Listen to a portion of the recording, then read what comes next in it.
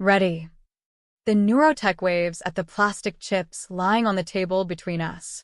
I lace my hand in Claire's, flash her a wavering smile. Ready, she says for both of us. The neurotech taps both the chips.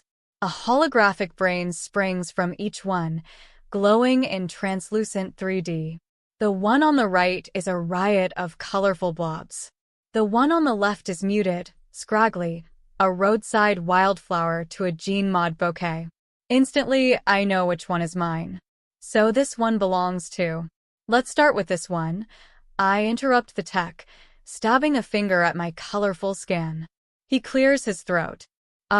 Okay. As you can see, we've got a ton of activity going on here and here. He labels the areas, names the neurotransmitters that shunt between them. Ventral tegmental area. Caudate nucleus. Nucleus accumbens. Dopamine, oxytocin, vasopressin. Such clinical names for an unclinical phenomenon.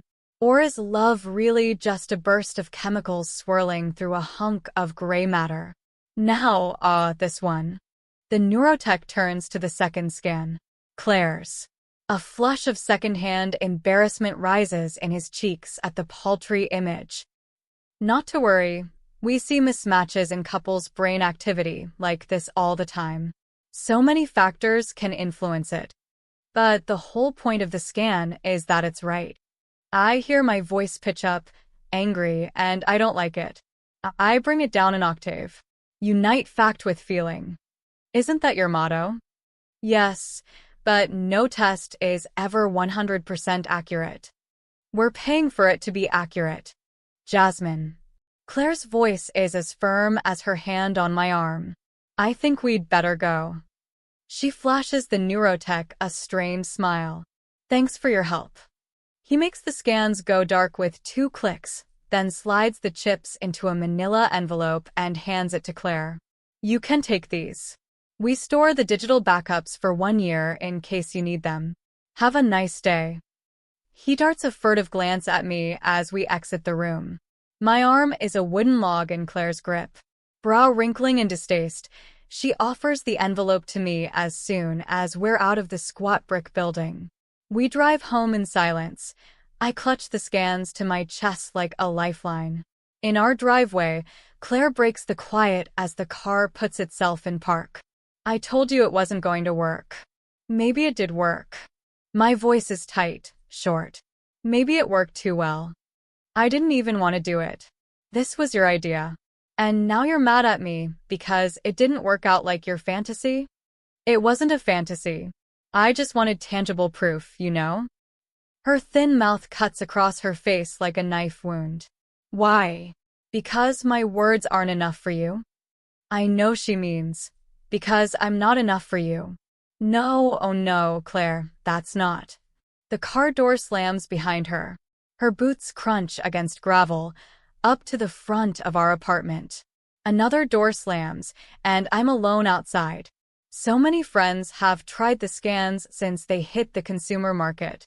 Bill and Iris did one last summer and seemed more in love than ever after their results. They had a lovely wedding too, up at the Cape. Iris said neither of them got cold feet because they looked at the scans and they knew. It would last. They would last together. Claire does not need assurances. She needs canvas to transform, paint under her nails, my fingers in hers. That's part of what attracted me to her, the first time I saw her, standing beside her work at the local gallery, silhouetted in light and confidence. I wanted her, and I think I also wanted some of that optimism for myself. But 6 years is a long time. Sparks wear thin, bodies fill out, feelings change. Except mine haven't.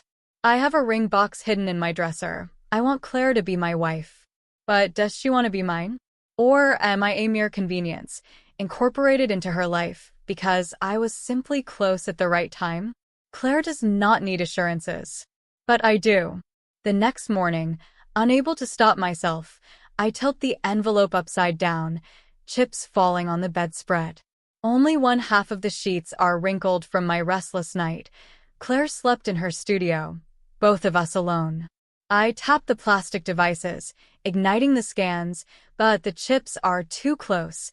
The holographic brains overlap, blurring the boundaries between hers and mine.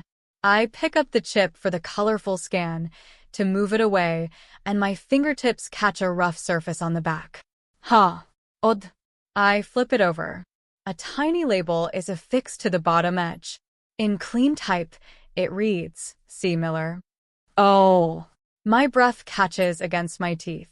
My fingertips hover over the remaining scan. The quiet, grayed-out one. I flip the chip over, fast as a pancake. There, on the bottom, J. Hunt. Moisture fogs the edges of my vision. Oh, Claire. It's me. It's always me. I'm sorry. She's where she always is, working in her garage-turned-studio. Our garage, her studio. She stands at the sink, washing brushes, light from the open door striking her back. I walk up to her, wrap my arms around her waist, lean my forehead into her hair. Her paint-soaked hands fall still in the sink, then she rests her dripping fingers on my bare forearm. I picture each part of my brain lighting up one by one, bright and colorful as a Christmas tree. Ventral tegmental area. Caudate nucleus. Nucleus accumbens. Dopamine, oxytocin, vasopressin. But I don't need a scan to tell me what I already know.